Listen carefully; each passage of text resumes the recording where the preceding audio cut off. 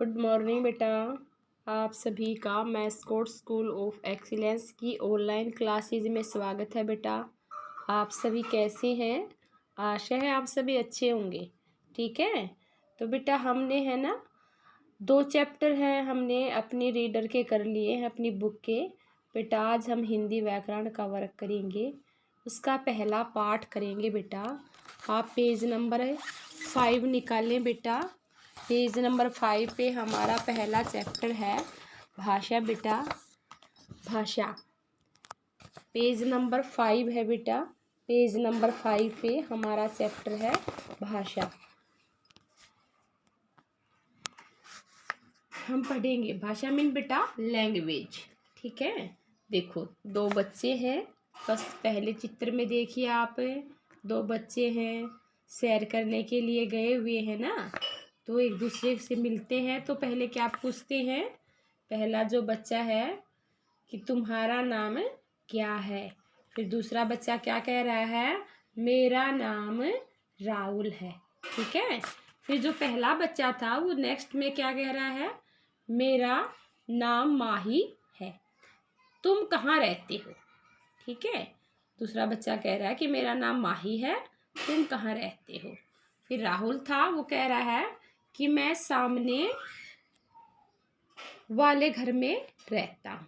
ठीक है, तो इस प्रकार जो दोनों बच्चे थे आपस में बातचीत कर रहे हैं। तो पहला बच्चा कहता है कि तुम्हारा क्या नाम है, दूसरा कहता है मेरा नाम राहुल है। ठीक है, फिर दोनों क्या कह रहे हैं कि आओ हम दोनों मिलकर खेलते हैं। ठीक है, फिर राहुल है वो क्या कहता है? चलो आज खूब मजा आएगा। तो बेटा देखो, अभी हम पढ़ेंगे चैप्टर को। आपने राहुल और माही की बातचीत पढ़ी और ध्यान दिया कि वे एक दूसरे की बात सुनकर समझकर जवाब दे रहे हैं। देखो बेटा, दोनों ही एक दूसरे से बातचीत कर रहे हैं, दूसरे की बात सुन रहे हैं और उसको समझकर कि उसने क्या पूछा है तभी उसका जवाब दे रहे हैं।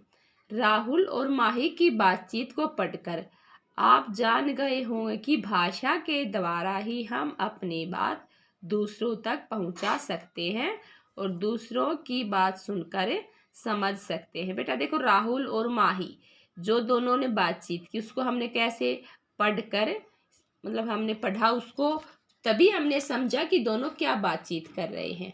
और इससे हमें क्या पता चलता है कि हम अपनी बातें दूसरों तक पहुंचा सकते हैं। किसके द्वारा? भाषा के द्वारा। और दूसरों की बात को सुनकर समझ सकते हैं, वो किसके द्वारा बेटा? भाषा के द्वारा। नेक्स्ट पेज पे आ जाना बेटा। पेज नंबर है आपका 6 बेटा। हमारे जीवन में बोलना बहुत ज़रूरी है। अगर हम बोल नहीं पाते तो हमारे पास भाषा भी नहीं होती, और भाषा नहीं होती तो हमारे साथ क्या होता, आप ज़रा ध्यान से देखिए। मतलब इसने कहा कि बेटा हमारे जीवन में है ना बोलना, भाषा का बहुत महत्व है। कहते हैं कि जब हम बोल ही नहीं पाएंगे तो हम अपनी बात दूसरों को कैसे समझा सकते हैं। ठीक है, तो जैसे हमारे पास आवाज़ में जब छोटा बच्चा होता है, ये देखिए चित्र में कि जैसे ये चित्र में छोटा सा बच्चा है और उसकी माँ उसे कुछ कहना चाहता है, लेकिन अभी बहुत ही छोटा है वो, है ना, बहुत छोटा है। तो उसकी अपनी बात, उसको अभी उसको भाषा का ज्ञान नहीं है, तो उसकी माँ को अपनी बात समझा नहीं पा रहा है। और दूसरे चित्र में देखिए जो रमा है, रूपा है, वो चिड़िया की आवाज़ को समझने की कोशिश कर रही है। ठीक है, रूपा जो चिड़िया की आवाज़ होती है, चींची की आवाज़, उसको समझने की कोशिश कर रही है, लेकिन उसकी जो आवाज़ है, उसके जो चींची की आवाज़ है, उसको रूपा समझ नहीं पा रही है। तो बेटा आपने दोनों चित्रों में देखा कि देखो जैसे छोटा बच्चा होता है उसके लिए उसको भाषा या बोलना नहीं आता है, तो उसकी माँ है या कोई भी व्यक्ति है उसकी बात को समझ नहीं पाता है। और उसी प्रकार चिड़िया भी बोल नहीं पाती है, तो जो रूपा है या कोई भी है या हम भी है, चिड़िया की चींची की आवाज़ का मतलब नहीं समझ पाते हैं। इसका मतलब ये बेटा भाषा नहीं होती तो हम एक दूसरे के विचारों को नहीं समझ पाते। अब देखो भाषा कैसे कहेंगे? हम भाषा की मदद से ही अपनी बातों को एक दूसरे तक पहुंचाते और समझते और समझाते हैं। ठीक है। भाषा क्या हुआ? भाषा वह जिसकी मदद से हम अपनी बातों को एक दूसरे तक पहुंचाते हैं और समझते हैं और एक दूसरे को अपनी बातें समझाते हैं, वही क्या हो जाएगी बेटा? भाषा हो जाएगी। ठीक है। भाषा के द्वारा हम एक दूसरे की बातों को समझते हैं, अपने विचारों को एक दूसरे तक पहुंचाते हैं और एक दूसरे की बात को समझते हैं और अपनी बात को हमें समझाते हैं, उसे क्या कहेंगे बेटा? भाषा कहेंगे। पेज नंबर 17 पे बेटा भाषा के रूप बेटा। भाषा इस तरह हमने देखा कि भाषा से हम देखो दो प्रकार से बातें कर रहे हैं, या तो हम बोलकर या फिर सुनकर अपनी बात को प्रकट कर रहे हैं, बोलकर या सुनकर या लिखकर। ठीक है। बोलकर और लिखकर हम अपनी बातों को एक दूसरे तक पहुंचा रहे हैं। अब देखो आपके सामने दो चित्र दिए गए हैं।